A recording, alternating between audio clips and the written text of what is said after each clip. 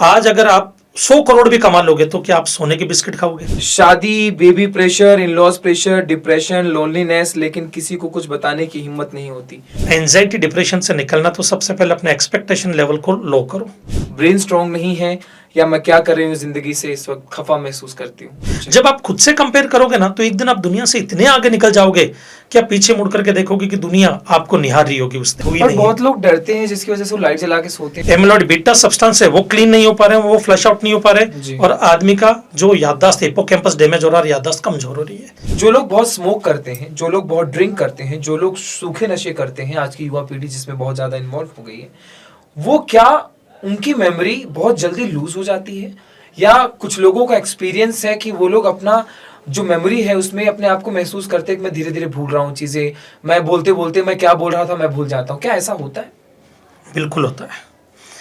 जब हम नशा करते, देखो नशा एक आदत होती है और एक बीमारी, तो दो चीजें होती है। जी नशा पहले आदत बनता है जी और आदत क्या होती है कि जैसे आप नशा करते हो तो आपको डोपामिन रिलीज होता है। डोपामिन एक हार्मोन होता है जिससे आपको रिवॉर्ड मिलता है, खुशी मिलती है, आपको अच्छा लगने लगता है, अच्छा फील करने लगते हो। जी धीरे धीरे वो आदमी की आदत बन जाती है कि उसको रिवॉर्ड बाहर से नहीं उसी चीज से चाहिए होता है, क्योंकि वो शॉर्ट टर्म रिवॉर्ड मिल जाता है। आज हमारे को रिवॉर्ड के लिए काम करना होगा, जैसे आप कोई टास्क आप जो इंडिया न्यूज के लिए कर रहे हैं, जब आप टास्क कंप्लीट कर दे तो आपको खुशी मिलती है, अरे मैंने अपना टास्क टाइम पर कंप्लीट कर दिया, वो एक रिवॉर्ड है। और एक रिवॉर्ड होता है कि आपने एक नशा किया, 5 मिनट में आपको रिवॉर्ड मिल गया, खुशी मिल गई, अच्छा फील करने लगे, हैप्पीनेस जनरेट हो या चाहे जो भी हो। हाँ हैप्पीनेस जनरेट हो गई तो आपको एकदम से लगता है यार ये तो शॉर्टकट है। तो लोग क्या करते हैं, अपने आप को खुश रखने के लिए वो नशा करना शुरू करते हैं डोपामिन के चक्कर में। डोपामिन शॉर्ट टर्म में रिलीज होना शुरू होता है, उनको अच्छा लगने लगता है, फिर उनको वापस डोपामिन की जरूरत आती है तो वो वापस नशा करते हैं। धीरे धीरे वो आदत जो होती है वो उनकी बीमारी बन जाती है। अब उनको जो है कोई भी ऐसा डोपामिन नहीं चाहिए जिनमें उनको एफर्ट्स लेना पड़ता हो, जिनके लिए उनको मेहनत करनी पड़ती हो, जिसकी वजह से धीरे धीरे उनके ब्रेन के जो न्यूरॉन्स हैं वो मरने लगते हैं। और न्यूरॉन्स जब मरने लगते हैं तो उनकी सोचने समझने की शक्ति कम होने लगती है और उनकी डिसीजन मेकिंग पावर खत्म होने लगती है, जिसकी वजह से आपने देखा होगा कि जो ज़्यादा नशा करते हैं उनको भूलने की बीमारी जल्दी शुरू हो जाती है। वो चीज़ें भूल जाते, बोलते अरे हाँ यार कुछ तो था मुझे याद नहीं, बोलते बोलते अचानक से होता है कि मैं क्या बोल रहा था, हंसी आ जाती है और वो एकदम से भूल जाते हैं। तो वो उसका रीज़न यही है कि उनके जो न्यूरॉन्स है वो श्रिंक होने शुरू हो जाते हैं, कमज़ोर होने शुरू हो जाते हैं, जिनकी वजह से उनकी मेमोरी जो वो लॉस होनी शुरू हो जाती है। दूसरा उनका स्लीपिंग साइकिल जो ना वो बिखर जाता है, डिस्टर्ब हो जाता है।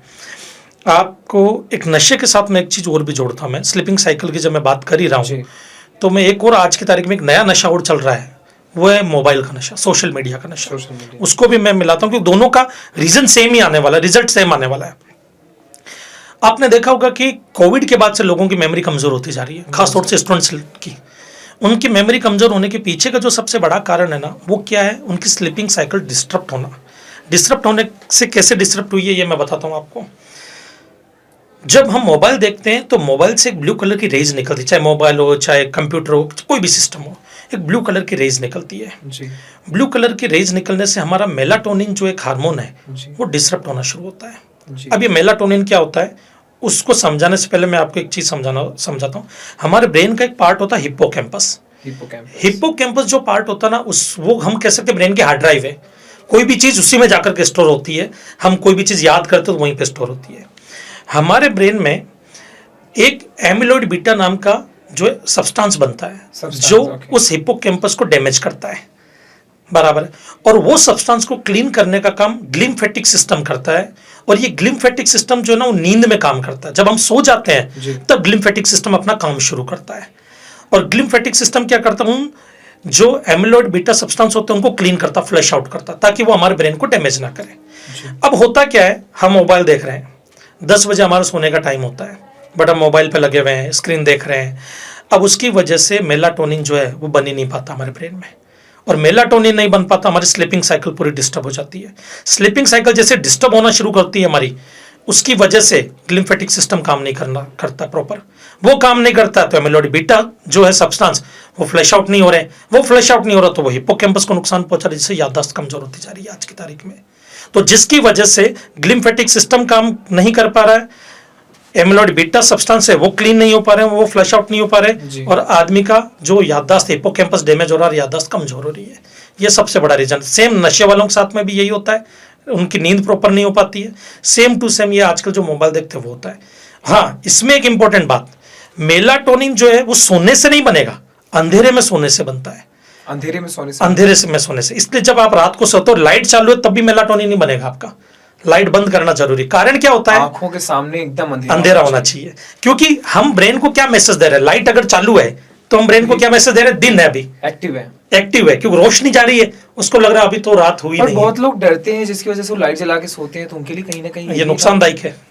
तो लाइट जला के नहीं सोनी चाहिए, नहीं सोने का लाइट। और अगर फिर भी ऐसा है तो अपनी आंखों पे मालूम आजकल तो वो पट्टी भी आती है, पट्टी बांध करके सो जाओ। ट्रेंडिंग दुनिया का नई चीजें बहुत सारी आ गई है जिसको यूज किया जा सकता है, वैसा कर सकते हैं। वो है। तो नशा तो हमेशा हानिकारक है, ये छोड़ दे तो बेहतर है। बेहतर है। निखिल पूछते हैं कि सर एंजाइटी डिप्रेशन से कैसे निकला जाए? जिंजी दुनिया में तो ऐसा लग रहा है जैसे मेंटल हेल्थ एकदम खराब होती जा रही, हाउ टू ओवरकम? अगर आपको एंजाइटी डिप्रेशन से निकलना तो सबसे पहले अपने एक्सपेक्टेशन लेवल को लो करो। हम आजकल दिखावे के रूप में हमारा एक्सपेक्टेशन लेवल बढ़ा चुके हैं जी।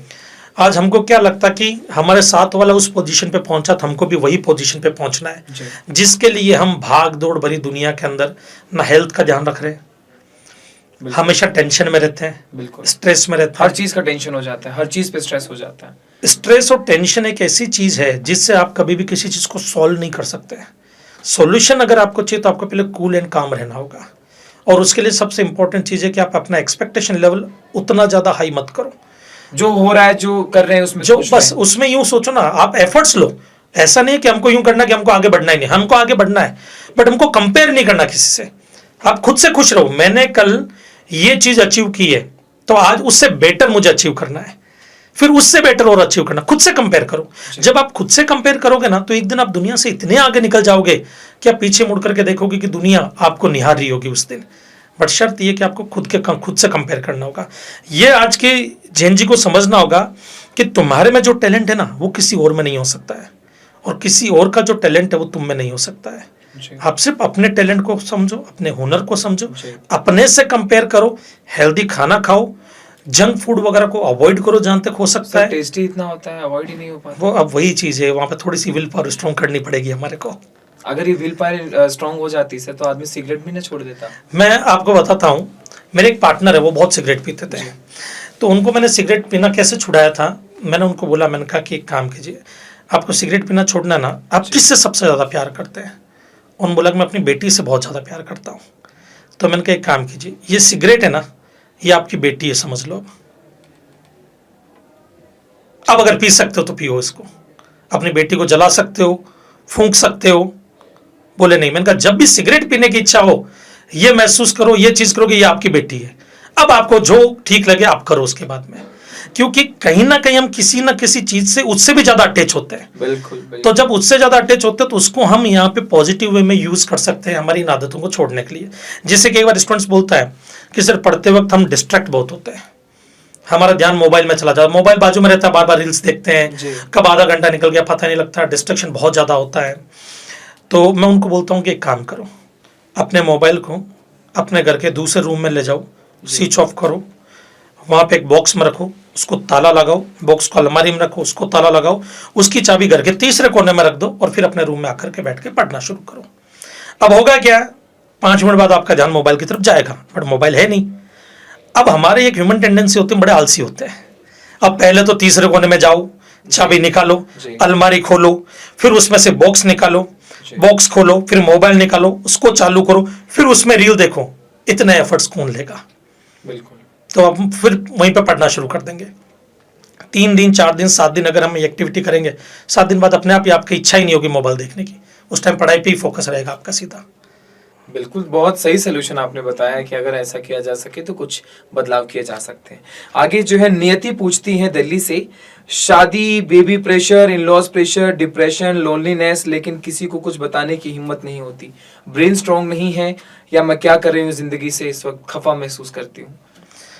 सबसे पहले चीज़ ये है कि चीज़ों को खुल कर के कहना सीखो।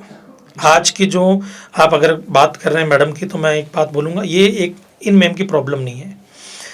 एक मेरी स्टूडेंट है जिनका नाम मैं यहाँ पे नहीं लेना चाहूँगा, वो शादीशुदा, उनके 2 बच्चे हैं, वो सीए कर रही थी, सीए फाइनल में थी, सीए फाइनल के एग्जाम नहीं दे पाई, उनकी शादी हो गई। और शादी की वजह से बाद में बोला कि नहीं नहीं अभी बच्चे हो गए और अभी पढ़ाई लिखाई छोड़ दो। अब उनके बच्चे बड़े हो गए, 18 साल की उनकी लड़की हो गई है। जी वो मुझे बोल रही सर मुझे सीए करना, बट मेरे इन-लॉज वगैरह अलाउ नहीं करते हैं। जी तो मैंने कहा कि सबसे पहले आप अपनी बात रखना सीखो। मैंने कहा आपने कभी बोला अपने इन-लॉज को कि मुझे ये करना है?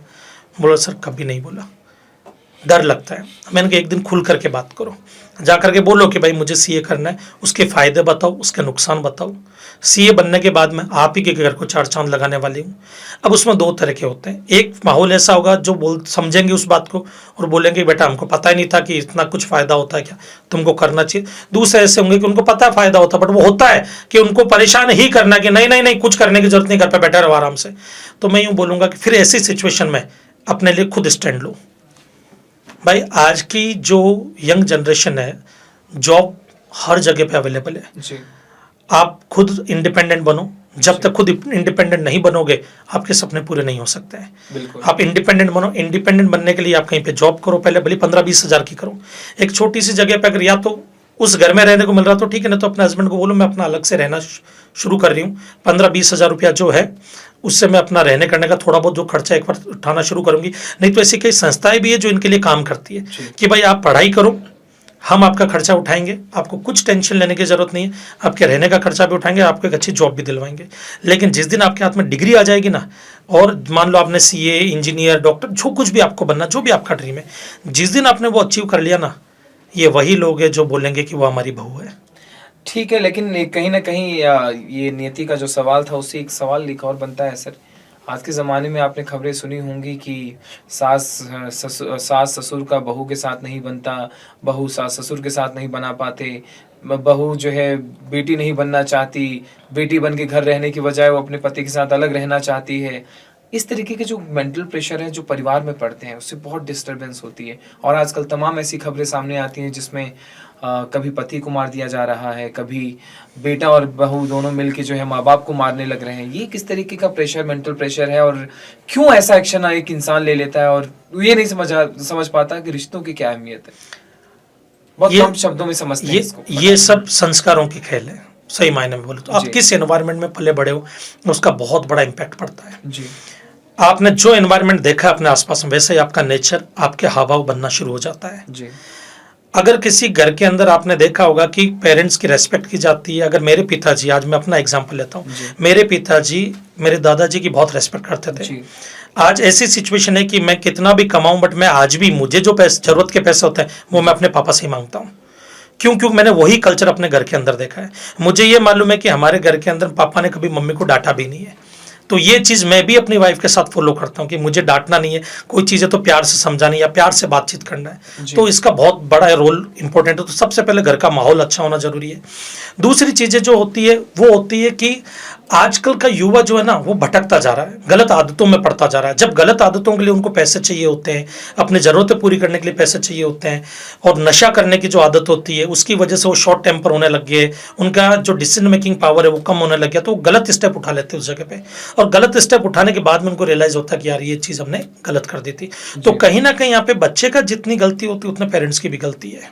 उनको चाहिए कि अपने बच्चे को शुरू से ही एक ऐसी एजुकेशन दे कि वो पढ़ाने के लिए आप उसको यूरोप भेज दोगे, पढ़ाने के लिए उसको आप अमेरिका भेज दोगे, यूके भेज दोगे, बट जब संस्कार ही हम नहीं देंगे तो कोई मतलब नहीं। आज के टाइम में बाहर भेजने की बजाय सबसे पहले जरूरी कि हम बच्चों को एक अच्छे संस्कार दें। अगर आपका बच्चा सुबह घर पे उठ करके गुड मॉर्निंग की बजाय माता पिता के पैर छूता है, अगर बच्चा सुबह मॉर्निंग में उठ करके भगवान की पूजा करता है, तो उस घर के संस्कार कभी इतने खोखले और कमजोर नहीं होंगे कि वहाँ पे ऐसे हादसे आ जाए। हाँ, और यहाँ पे थोड़ा मैं ये भी कहूँगा कि बहुओं को भी ये चीज़ सोचनी समझनी होगी कि वो सास ससुर नहीं, वो आपके पेरेंट्स है, और सास ससुर को ये सोचना होगा कि हमारी बेटी है। जिस दिन ये सोच बदल जाएगी ना कि सास ससुर उसको बेटी की तरह समझने लग जाएंगे, कि अगर मान लो हस्बैंड वाइफ में भी झगड़ा हुआ तो ससुर जिस दिन अपनी बहू का पक्ष लेना शुरू कर देंगे, भली बहू गलत है, पक्ष लेना शुरू कर देंगे, बेटा तूने ही गलती की होगी, और जिस दिन दामाद का पक्ष उसके सास ससुर लेना शुरू कर देंगे उस दिन रिश्ते सुधर जाएंगे। उस दिन शायद ये हिमाचल में पहाड़ों में जितने कांड हुए और ये जो ड्रम कांड हुआ ये नहीं होंगे, कुछ नहीं होगा। जैसा कि हम इस तरीके के प्रेशर की बात करते हैं, पैसा बहुत बड़ी चीज़ है सर, पैसे का प्रेशर भी है। तो एक आकाश लिखते हैं दिल्ली से कि हाउ यू स्टॉप थिंकिंग कि पैसा कमाना है, पैसे के पीछे भागती दुनिया को हम कैसे रोकें।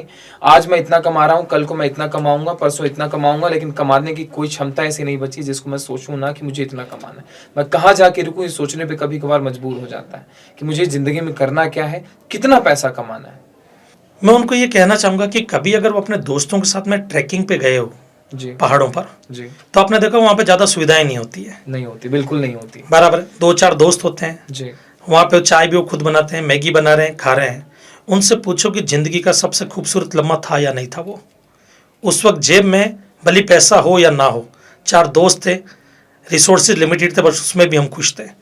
लेकिन जैसे ही हम वापस से ट्रैकिंग से वापस आते हैं, फिर वही भागदौड़ की दुनिया, वही पैसों के पीछे भागना, ये सब चीज़ें। तो सवाल एक ये उठता है कि ज़रूरत कितनी है हमारी। ज़रूरत है कि हम 2 वक्त की रोटी खा सकें अच्छे से, बिल्कुल सुकून भरी ज़िंदगी जी सकें, अपने परिवार को टाइम दे सकें, और कुछ ऐसी सेविंग जो हमारे बुढ़ापे में हमारे काम आ सके। आज अगर आप 100 करोड़ भी कमा लोगे तो क्या आप सोने के बिस्किट खाओगे? नहीं, खाना तो वही अनाज है, बिल्कुल। खाने का राशन वही 15-20 हज़ार रुपये में आपका आ जाएगा। अगर आप हेल्दी लाइफ जियोगे, खुद के ऊपर ध्यान दोगे, तो दवाई का खर्चा भी आपका बचेगा। नहीं तो दवाई का खर्चा भी पकड़ करके चला तो 30,000 40,000 में आदमी आराम से अपना घर चला सकता है, इवन 50,000, सुकून भरी जिंदगी।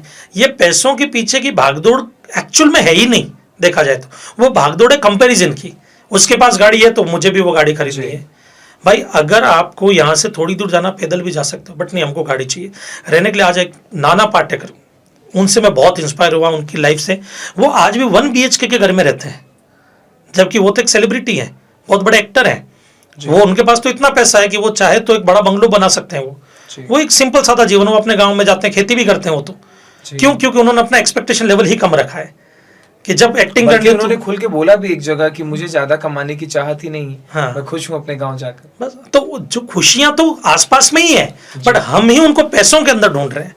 ऐसा मैं ये नहीं बोलूंगा कि पैसों से खुशी नहीं मिलती है, हाँ, जरूरी है, बट इतना जरूरी नहीं कि आप उसके पीछे पागल हो जाओ। लिमिटेड पैसा जो हमारी ख्वाहिशें पूरी कर सके, बस। इसी प्रेशर के साथ जो है एक सवाल आता है सोशल मीडिया को लेकर, जैसा कि हम चर्चा भी कर रहे थे कि सोशल मीडिया की दुनिया में लोग शो ऑफ बहुत कर रहे हैं। एक सवाल हमारे मित्र लिखते हैं कि how you stop children to get influence by influencers. आज के ज़माने में सोशल मीडिया पे लोग जो है इन्फ्लुएंसर्स बनते जा रहे हैं, लेकिन एग्जैक्टली किस चीज़ के लिए इन्फ्लुएंस कर रहे हैं उसका ट्रैक बहुत गलत है। मेंशन करते हुए उन्होंने तान्या मित्तल, अगर आप जानते हो, तान्या मित्तल एक कंटेस्टेंट है इस वक्त बिग बॉस में, उनका जो उन्होंने मेंशन किया है कि शो ऑफ करने की कोई लिमिट नहीं बची है, जहाँ पे उन्होंने जो है दुनिया को इतना शो ऑफ कर दिया है कि वो दिखाते जा रहे हैं कि दुनिया एक ऐसी भी होती है, लेकिन रियल लाइफ में वो कुछ और है। तो how influencers are influencing the real people after that social media, real versus reel का जो डिफरेंस है। मैं सबसे पहले तो पेरेंट्स को यहाँ पे ये कहना चाहूँगा कि इसमें गलती किसकी है। आज हम बच्चे को खाना खिलाते वक्त मोबाइल हाथ में दे देते हैं। हम कुछ काम करें तो बच्चे को मोबाइल हाथ में दे देते हैं कि बच्चा मोबाइल में बिजी रहेगा तो हमको डिस्टर्ब नहीं करेगा।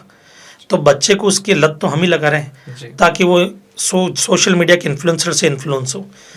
कितना अच्छा हो, क्या कभी किसी पिता ने अपने बेटे को अपनी कोई कहानी सुनाई, अपने स्ट्रगल की कहानी सुनाई, अपने पिताजी के स्ट्रगल की कहानी सुनाई? क्या बच्चे के साथ में खुद स्पोर्ट्स खेलने की आउटडोर में, चल बेटा आजा अपन बैडमिंटन खेलते हैं, चल अपन फुटबॉल खेलते हैं? क्या मम्मी ने कभी खुद ने ऐसा बोला कि बेटा मैं तुझे खाना खिलाती हूँ, बैठ यहाँ पे टीवी वगैरह बंद कर, बातें करते हैं, तू खाने पे भी ध्यान दे? क्या मम्मी ने उसको लेकर के अपने जो पुरानी कहानियाँ हैं, हमारे जो भी धर्म आप फॉलो करते हैं उस धर्म से रिलेटेड बातें, कभी प्यार भरी बातें बच्चे को सिखाई? नहीं।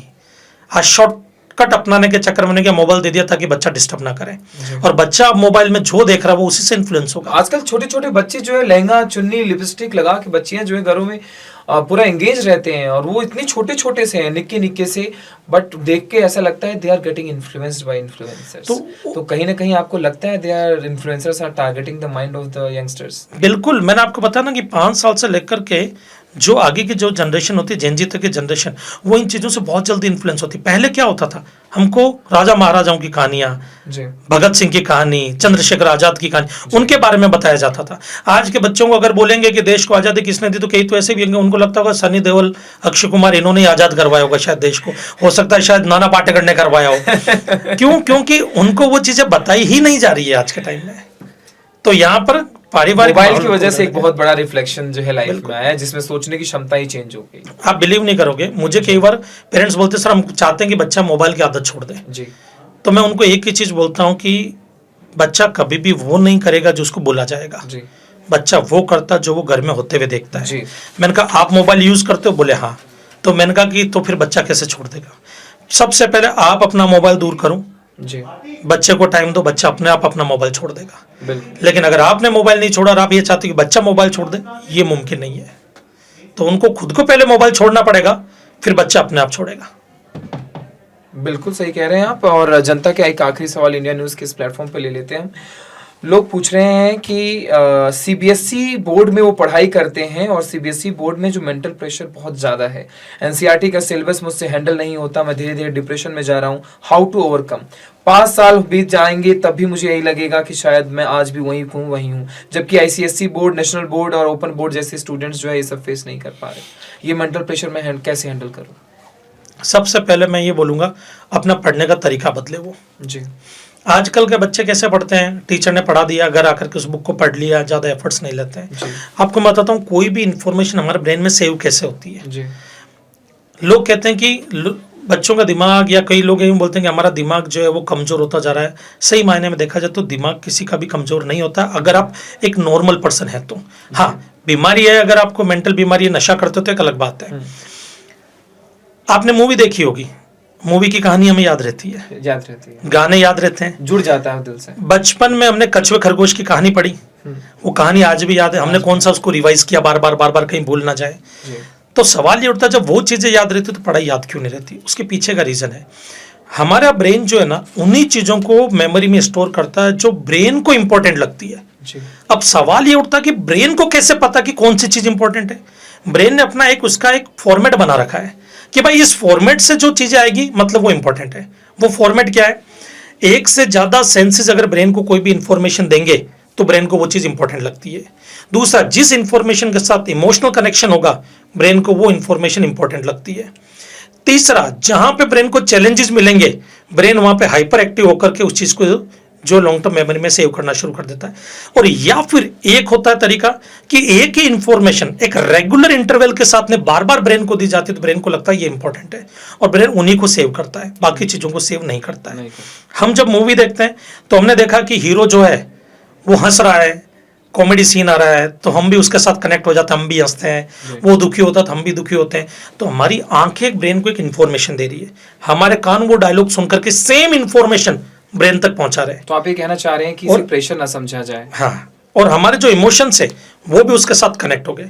अब बच्चा जब पढ़ाई करता है तो वो क्या करता है, इमोशनली कनेक्ट नहीं होता उसके साथ में, वो उसको सिर्फ पढ़ने के लिए पढ़ता है, समझने के लिए नहीं पढ़ता है। बच्चा जब उस चीज़ों को समझेगा और फील करेगा कि हकीकत में ऐसा है, जैसे मैं आपको बोलता हूँ, आप अगर मान लो हिस्ट्री का कोई टॉपिक पढ़ रहे हो और आपको वो याद रखना है तो आपको क्या करना है, उस टॉपिक को पढ़ते वक्त आप महसूस करो कि वो घटना आपके सामने ही घट रही है। चंद्रशेखर आजाद के बारे में कुछ लिखा है, भगत सिंह के बारे में कुछ लिखा है, तो महसूस करो कि वो आपके सामने ही वहां पे चल रहा है। जो भी आपने पढ़ा उस चीज को महसूस करो कि ये हकीकत में घटनाएं हो रही है।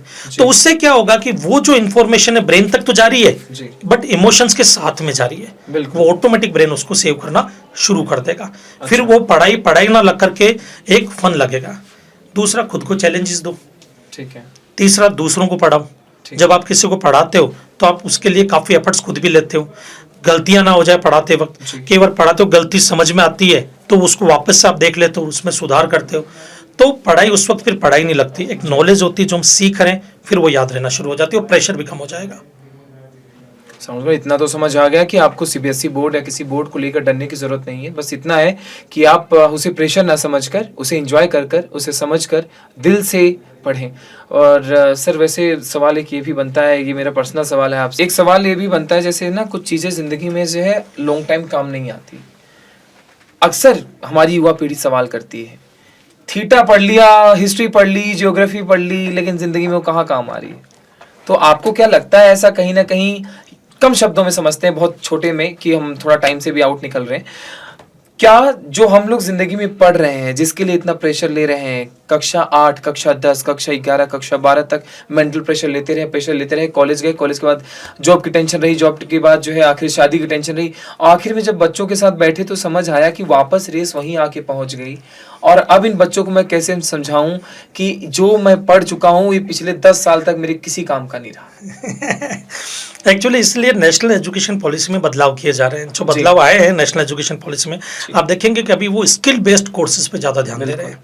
हमारे पहले का जो एजुकेशन सिस्टम था, हमारे जो कोर्सेज थे, हमारा जो सिलेबस था, उसमें कई चीज़ें ऐसी थी जो सबके काम की नहीं है। ऐसा मैं ये नहीं बोलूँगा कि थीटा बीटा कहीं पे काम नहीं आते हैं, बट ये उनके काम के हैं जो उस फील्ड के लोग हैं, वो हमारे काम के नहीं है। क्लास 10 एक्चुअली सब कंपल्सरी रहता है ना, वो रहता है। तो अभी जैसे क्या करना चाहिए कि 8th के बाद में ही बच्चों को ये ऑप्शन मिल जाने चाहिए कि उनको 8th के बाद ही ऑप्शन मिल जाना चाहिए।